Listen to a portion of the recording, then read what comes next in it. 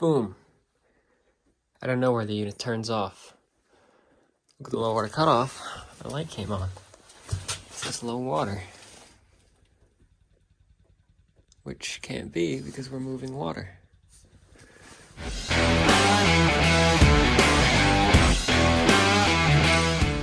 Okay, it is Friday, my second call of the day. I am headed to a customer who called this morning for emergency service. I was at this customer, I want to say like a month ago, and she signed up for a maintenance agreement. The reason I was there was because another company took out her cast iron boiler and her indirect water heater, and they replaced it with a tankless combi, a Renai.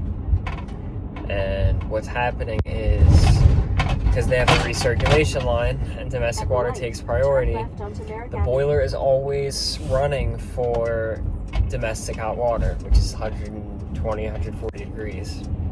And the boiler will let you heat at the same time, but the boiler water is not going to go above 120 or 140 degrees, whatever it is, when they need 180. So in the cold, her house maintains 65 degrees if she's lucky because of that. And I think we're going to end up installing a separate power vented water heater.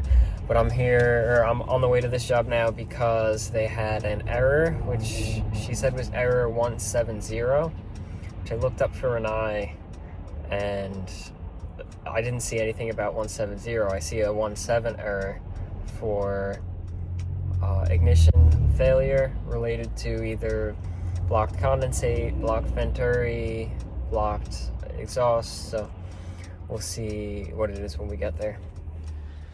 Okay, so here is our boiler, and there's our E170. If I unplug it, wait for it to shut down, and then I'll plug it back in, our error almost immediately comes back, and you could hear a lot of strange noise from the Venturi assembly. You hear that there. So I am going to try to see if I could gain any access into that and make sure that it's not blocked up, because that's step one for diagnosing this per the boiler manual. So find our gas shutoff, which is right here, and I will start disconnecting here and work my way up. Okay, so I disconnected this little clip here for our gas. There was a screw in there, and then it twisted and popped right out. Popped this down, disconnected all the wires coming up. Didn't disconnect this one because it's attached to the boiler cabinet. And then I did the 3 screws that were holding on the blower here. Now, pull that out.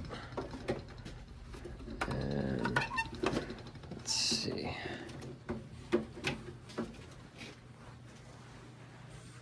See, our blower in there is clear.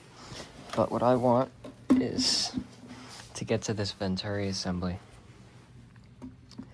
So probably just gonna do this screw, this screw, this screw, this screw, separate them, and then take a look at it. Okay, so I pulled off this little cover for the little piece in there, but that's our little Venturi damper motor thing. Well, that's the motor, and I can spin it with resistance though. Not really sure how free it's supposed to be, because nobody ever really installs these boilers, but it moves freely enough, I would think. But let's see. I'm gonna put it back together, put it in, and see if it does anything different.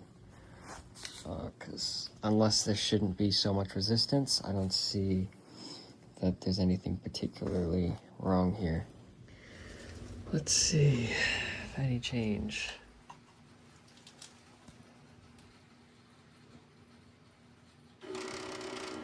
No. Okay, so I had called tech support, so I don't I was at a loss. I don't see these often. I couldn't get any information that was useful out of the manual. The manual was like, oh, well, if you can't reset it, then you have to call tech support. So I called tech support. Had to press these 2 buttons here to do a hard reset on the unit. And of course it kicked right on. So could have been stuck Venturi that maybe I freed. Could have been a clogged drain line that maybe I unclogged. But Renai, the technician that I spoke with, thinks that it was a fluke thing. But got my combustion analyzer, gonna do a combustion analysis, let it run for a little bit in heating before I turn the hot water on. Because as soon as I turn that hot water on, it's gonna stop heating the house.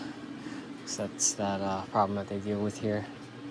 So still gotta wait for these hydronic coils to get up to the temperature to actually start heating the house. And of course everything, it's about 50 degrees when I got here, so coming up to 130. But I'm gonna do my combustion test and then see what we're gonna do about adding a water heater. Tankless water heater would be perfect right there. Plenty of gas. We got an 1.25-inch gas line here. Goes right over there to the meter. Or we could put a tank style heater in. But venting's pretty straightforward right outside. So we'll see. Okay, I'm just putting the slip on for my combustion analysis and boom. I don't know where the unit turns off. Look at the low water cutoff. The light came on. It says low water. Which can't be because we're moving water. So I wonder if this is what caused our issue.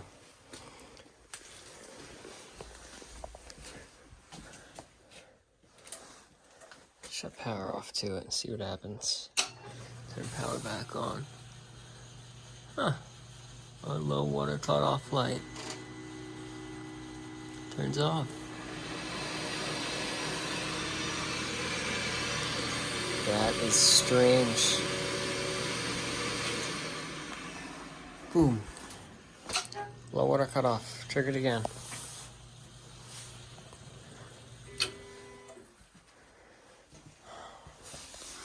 Well, that's a problem. I wonder if that's what caused our error. If we had a weird power cycle kind of glitch go on and shut down. But for now, I'm going to be removing that from the equation and let it get up and running. Interesting. Okay, so I just eliminated all the wiring to that control, just power in, power out. So now unit can run and heat, and we will have to replace that low water cutoff and then take care of this water valve dripping, which may have been what killed the low water cutoff. So it's a good, not really a good catch, but I'm glad that happened while I was here. Otherwise it would have happened after I left. Okay, so I went over everything with the homeowner. I put the domestic water back on. It's burning safely. We're going to replace the low water cutoff and the boiler drain. And that'll be that. Right now they have heat and they have hot water. And we'll get over here to make those repairs as soon as we can. Okay, so it's very interesting. I spoke with the customer more. It's like a little hard to get information from her. Not that like she's difficult, but she's thinking about like a million different things and like concerned about things that aren't so much of a concern, whatever. But the reason that they got rid of this Lochinvar boiler that they had beforehand was because it kept just shutting down, which is what was just happening with that boiler. And I asked her, wait, did they change the piping when they installed it? She was like, well, no, all that piping there was the same. Meaning the boiler drain that's dripping is the same, circulator pumps are the same, The low water cutoff is the same. I'm wondering if that low water cutoff has been an issue since the lock-in bar was installed. And then that's what the issue has been with her heat not keeping up. Both myself and Renai, when we were here last, thought that it seems like it might not be keeping, or it seems like it's not keeping up because of the fact that it's running for domestic water recirculation. But maybe it's always running for domestic water recirculation because it keeps shutting down and never making temperature, and nobody's witnessing it shut down. I don't know. It would be super cool if the problem's resolved by just replacing that low water cutoff, which we'll see for right now because it's bypassed. So she'll have a little bit of time to see how well it heats while it's bypassed and our hot water is. But she started giving me all this useful information finally, and had pictures of like Wednesday. She went down to take a look at the boiler, and she saw the boiler display was completely blank, and she took a picture, and in the picture you could see the low water cutoff light was on. So it'd be really nice if that is the problem, but see what happens. Headed now to I think it's a new customer dispatched as steam boiler system. Client wants it to check out, it's making weird noises. So let's see what is going on there. Yeah. Okay, so we got a steam boiler that's got a hydronic zone as well as a smart thermostat. And homeowner has been having issues with the smart thermostat. Tried to add a common wire, and he pulled common off of that switching relay, which that's an independent transformer from the wires that are going to the thermostat. R and W coming from, or R is coming from this transformer. So I'm gonna wire that common into the common from this transformer, which should be the blue wire. Let's see, blue or yellow. One of the two, blue or yellow. May end up being yellow. So looks like he's got thermostat hooked up to blue. Yeah, so common will be our yellow wire. Okay, and you take a better look now at that wiring. We got our yellows from our transformer and our blues from our transformer. And sometimes a really easy way to spot the common wire is which one is grounded. So you can see that green grounded wire comes back into this yellow pigtail. So that is where we'll hook up our common from our thermostat. Okay, just popped the cover off our pressure control.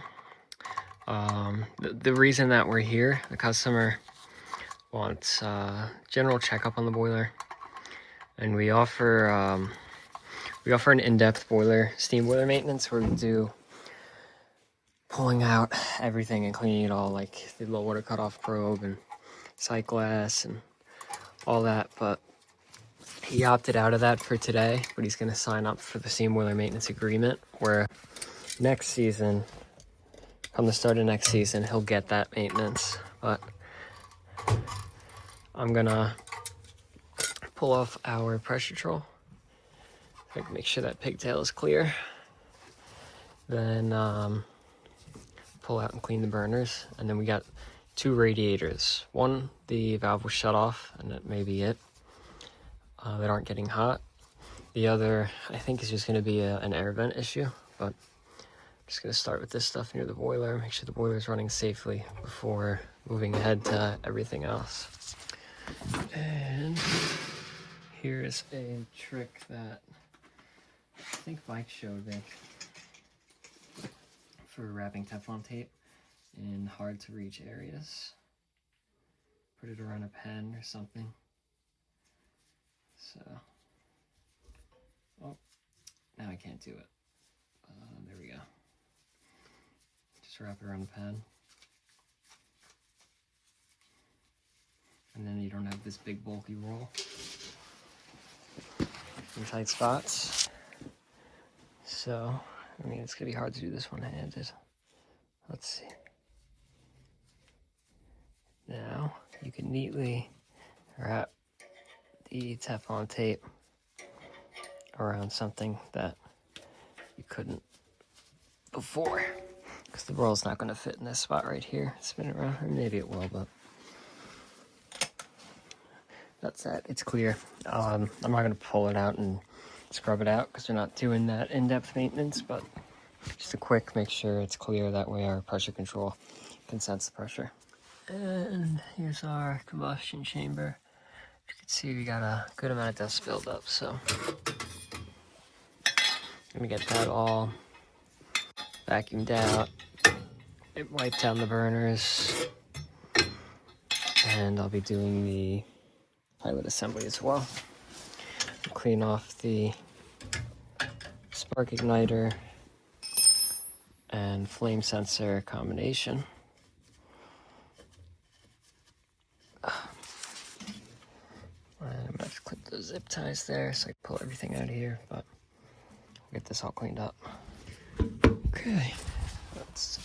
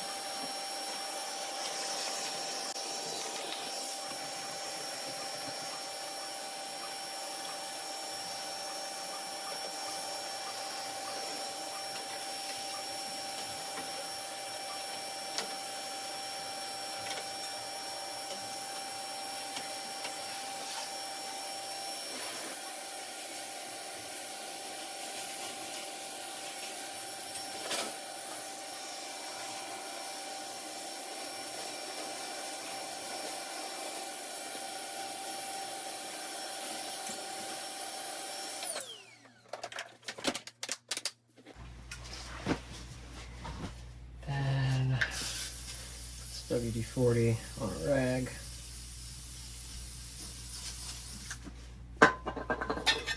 And then wipe down the burners, get that rust off.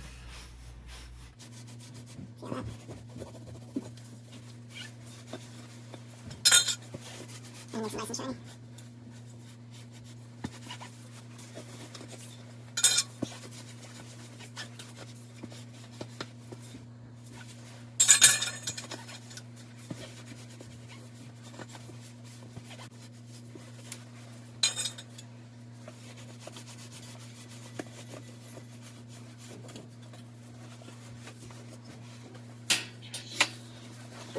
Inside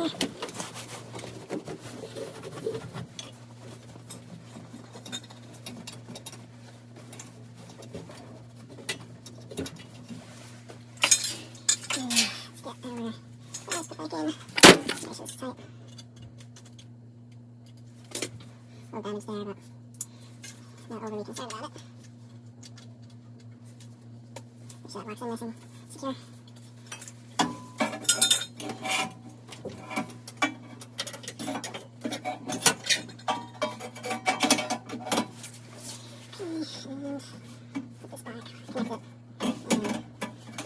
the way it was before. It's moved up in there.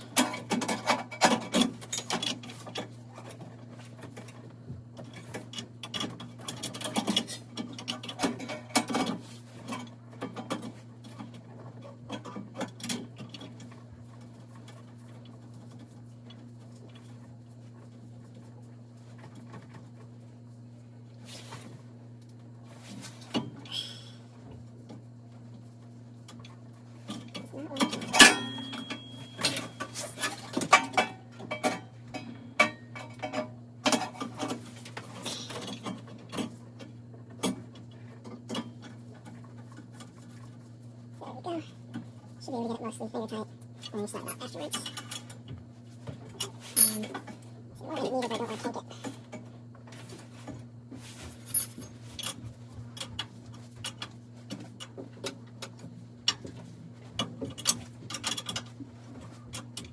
Nice and tight.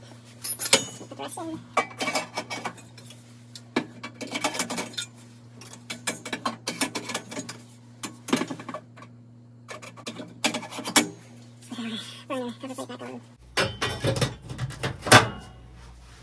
Nectar rollout switch.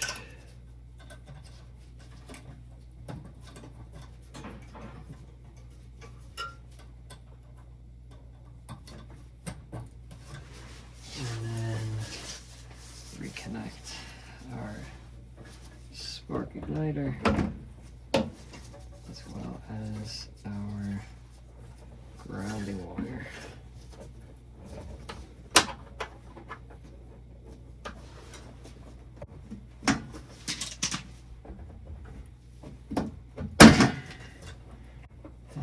Like how loose that is.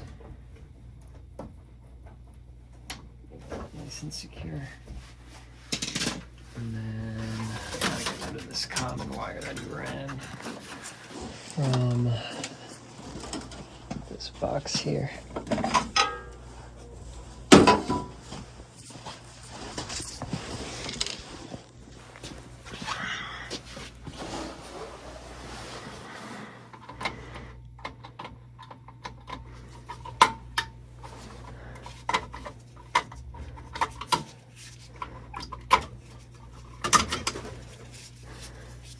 Oh, you couldn't see any of that, but I just unscrewed common wire that he ran because that's not needed now that I hooked it up properly.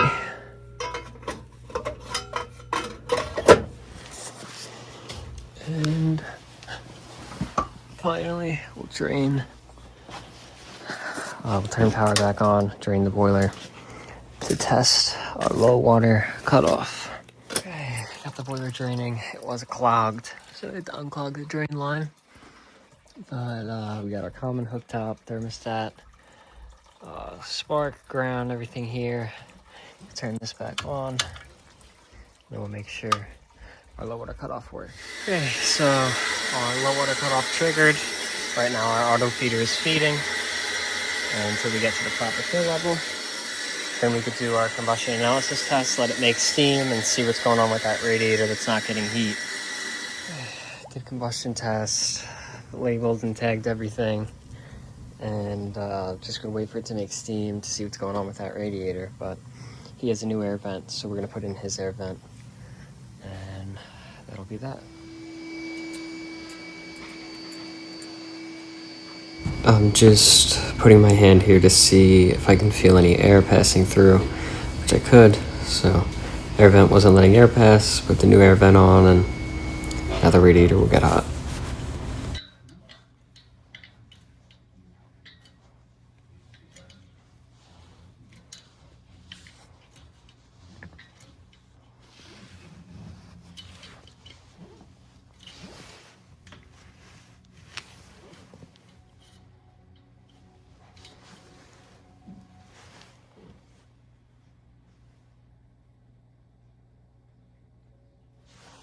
Okay, it's finished up there. The radiator got hot with the air vent replacement.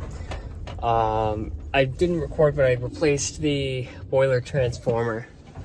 It wasn't giving enough voltage, which I think was not really a problem when it was wired wrong because it was stealing power from the other transformer. I'm not really sure, I'm not an electrical engineer, but it wasn't powering anything up. So I replaced it and then it was powering everything up. So headed now around the corner to a maintenance agreement customer. I don't know whether or not I've been to them, but they have, I think it's no heat, and he thinks it's a relay, so we'll see what happens there. The issue here is these two zones with zone valves were not getting heat. I jumped out end switch at the relay, circulator kicked right on, but I checked end switch on zone valves, they were fine. End switch is being broken by a contactor here that gives priority to domestic water. If I shut this off, circulator kicks on and our zone's heat. So for some reason this tank's not making temperature. Now the homeowner said no one's running any water right now, but our water meter is spinning, so I think there's a hot water leak somewhere. We got the hot water running.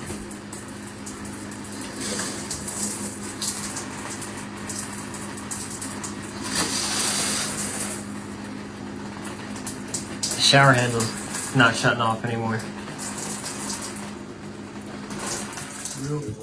First floor bath, kitchen, second floor small bath, second floor big bath. Tell you if the meter stops spinning. Stop spinning. Okay. I'll go back up to confirm. Okay, so that was an interesting one, but I had been there before and the customer had requested me, so he's been waiting a few days specifically for me to come. And then he was like praising me, so I was like, I immediately like locked in to figuring out what the problem was. But both zones were calling, circulator wouldn't come on, because end switch for the zone valves was broken by a relay that doesn't allow end switch to close until the domestic tank is satisfied. Domestic tank wasn't satisfying because the apartment shower fixture broke and was leaking. I mean, not leaking, but it was on, dripping hot water into the shower, so the tank was never satisfying. It was constantly being filled with cold water. So now the tank can satisfy, and he'll schedule an appointment to repair that or probably replace that shower, single handle shower assembly, which that'll probably be James, because I don't really do that kind of plumbing. But he thought that was super cool. That he said he never would have figured that out. He's one of those homeowners that knows what is going on. Like, he's not clueless. He knows end switch, transformers, stuff like he has an idea of how it all works. But yeah, so that was a nice one. Easy, but nice to be able to figure it out, because I think a lot of people probably would have missed something like that. I don't know. So hopefully you enjoyed watching the video. Like the video if you liked it.